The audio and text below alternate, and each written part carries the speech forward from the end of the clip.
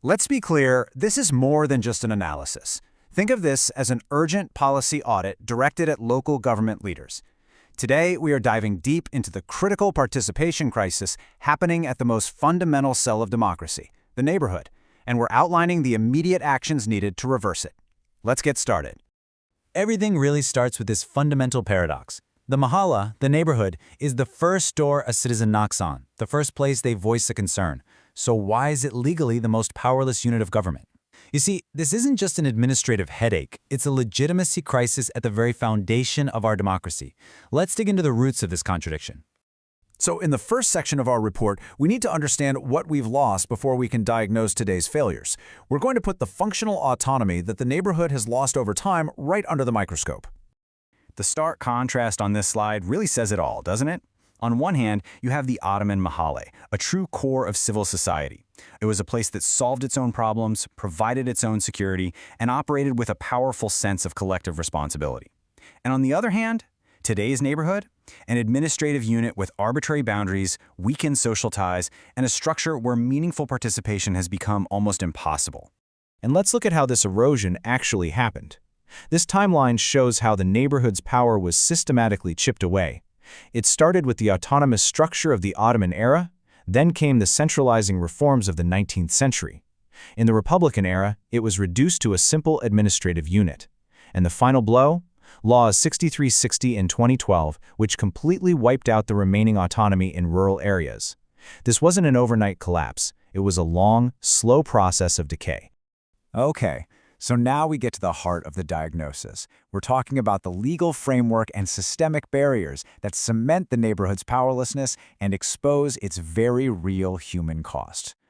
This one sentence from our source material sums up the entire problem.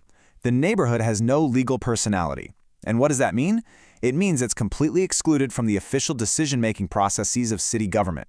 Sure, it can express opinions or make requests, but legally, it has no seat at the table. And one of the most devastating examples of this legal void is Law 6360. This law serves as a key case study for understanding how the participation gap, especially for the rural population, was massively widened practically overnight. Just look at this. Before the law, a village had its own legal identity. Anyone over 18 could participate in the Council of Elders, and authority was right there, in the community. After the law, that village became a rural neighborhood. Its legal status? Gone. The decision-making body moved miles away to the district municipality, and the age for participation was raised to 25. A legal and a physical wall was built between the citizen and the decision-maker. So what's the real-world cost of these systemic failures? Well, that cost is shouldered by the groups we're calling the others, those left outside the circle of participation.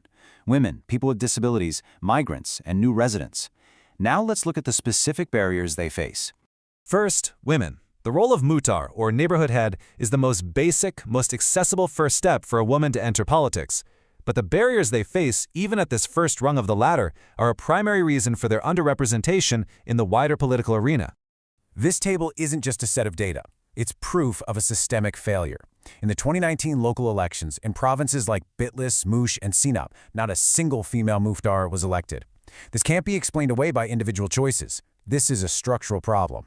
And the numbers make it even clearer. In 2019, out of more than 50,000 muhtars in Turkey, only 1,071 were women. That's a painful illustration of how poorly women, who make up half the population, are represented even at the most basic level of local government. That number is worth thinking about. When we turn to citizens with disabilities, the concern shifts to a different dimension. Yes, digital solutions for participation are important, but their main worry is that this rush to digitalize will overshadow the fundamental need for physical accessibility, things like sidewalks, buildings, and public spaces.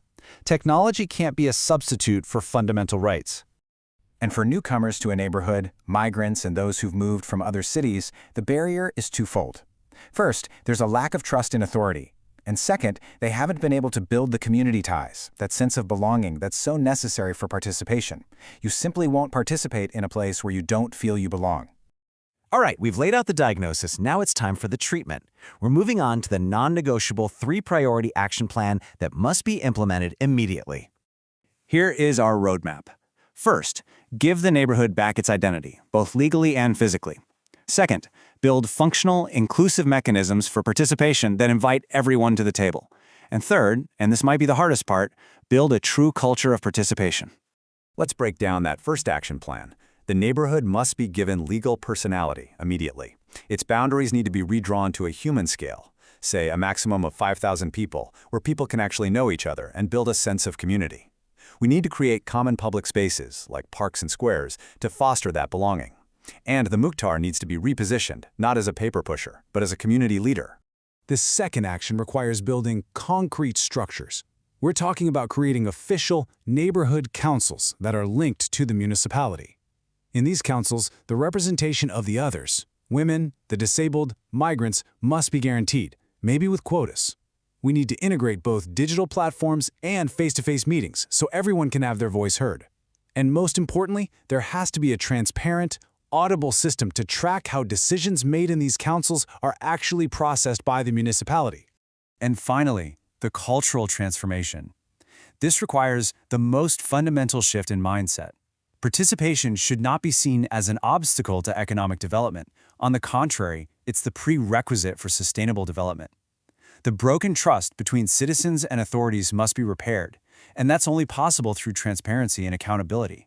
Participation isn't a favor, it's a civic duty that should be taught from childhood. And here, we face one of the most critical risks.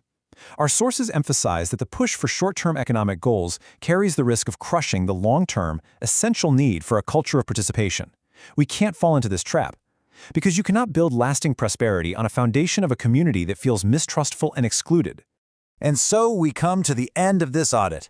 There is only one question left to answer, and this question is directed at you, the local leaders. The data is here, the diagnosis is clear, and the action plan is on the table. The choice is yours. Will you rebuild local democracy from the ground up, starting with the neighborhood, or will you be content to simply manage the current decline? Your choice won't just determine the future of our neighborhoods, it will determine the future of our democracy.